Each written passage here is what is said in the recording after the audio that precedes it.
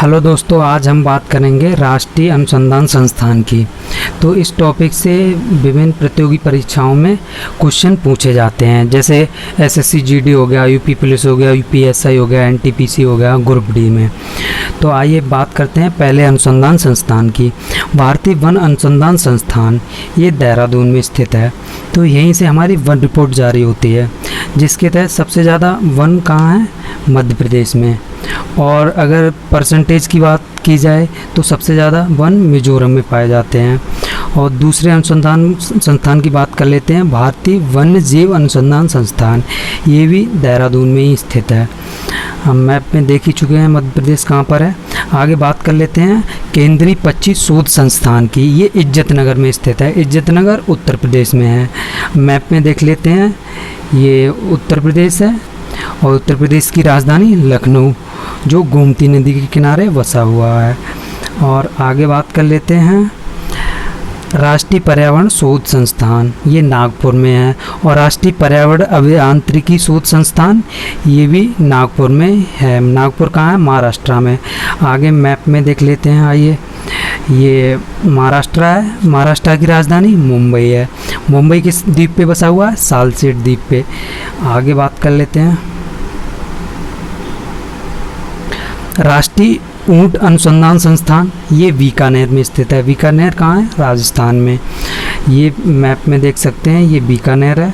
और इसका अगर पूछ लिया जाए, एग्जाम में पूछ लिया जाता है कि इसका हाई कोर्ट कहाँ पे है, वो जोधपुर में है। आगे बात कर लेते हैं राष्ट्रीय भूभौतिकी अनुसंधान संस्थान, ये हैदराबाद में स्थित है। हैदराबाद कहाँ है? तेलंगाना। और हैदराबाद अगर पूछ लिया जाए किस नदी के किनारे बसा हुआ है, तो मूसी नदी के किनारे बसा हुआ है। आगे मैप में देख लेते हैं, ये तेलंगाना का मैप दिखाया गया है। और आगे बात करते हैं केंद्रीय ट्रैक्टर संस्थान, ये नई दिल्ली में स्थित है। केंद्रीय सड़क अनुसंधान संस्थान, भारतीय कृषि अनुसंधान संस्थान और भारतीय मौसम विज्ञान संस्थान, ये नई दिल्ली में ही स्थित है। इसको हम रिलेट करके भी चीज़ें याद रख सकते हैं, जैसे कि ट्रैक्टर सड़क पे चलता है और कृषि भी करते हैं हम ट्रैक्टर से। और कृषि करने के लिए मौसम ज़रूरी होता है। तो एक स्टोरी बना के हम इन चीज़ों को याद रख सकते हैं। और मैप में देख सकते हैं, ये यहाँ पर दिल्ली है। आगे बात कर लेते हैं भारतीय मृदा विज्ञान संस्थान की, ये प्रयागराज में है। प्रयागराज उत्तर प्रदेश में है। और यहीं पर कुंभ मेला लगता है। भारत में 4 जगहों पे कुंभ मेला लगता है। इसमें से एक जगह प्रयागराज है, दूसरा नासिक, तीसरा उज्जैन और फोर्थ हरिद्वार। ये 4 जगह हैं जहाँ कुंभ मेला लगता है। और फिर मैप में देख लेते हैं, प्रयागराज उत्तर प्रदेश में है, तो ये उत्तर प्रदेश का।